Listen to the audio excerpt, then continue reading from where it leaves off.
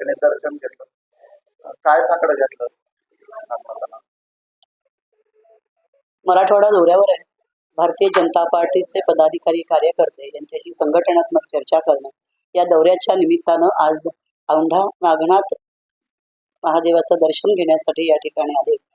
या देशाला मोदीजींनी गॅरंटी दिलेली आहे, देवेंद्रजींनी वॉरंटी दिलेली आहे आणि पुन्हा एकदा जनतेच्या मनात या गॅरंटीची आणि वॉरंटीची रिन्यू करण्याची वेळ आलेली आहे आणि ही वॉरंटी आणि गॅरंटी पुन्हा जनतेच्या मनात रुजवण्यासाठी आणि रिन्यू करण्यासाठी आम्ही भारतीय जनता पार्टीचे सर्व कार्यकर्ते पदाधिकारी गाव चलो अभियानाच्या माध्यमातून घराघरापर्यंत पोहोचवतो आणि त्या अभियानाचाच एक भाग म्हणून ही गॅरंटी घेऊन आम्ही जनतेपर्यंत पोहोचतो. आणि हेच साकडं मी आज महादेवाला घातलं की हे शंभूराजा माझ्या जनतेला सुखी ठेव, ही आमच्या देशाचे सर्वोच्च नेतृत्व पंतप्रधान नरेंद्र मोदींची इच्छा आणि त्यासाठी जे जे करावं लागेल, जे जनतेच्या हिताचं असेल त्या सगळ्या योजना मनामनात रुजवण्याचं काम भारतीय जनता पार्टीच्या कार्यकर्त्यांनी करावं.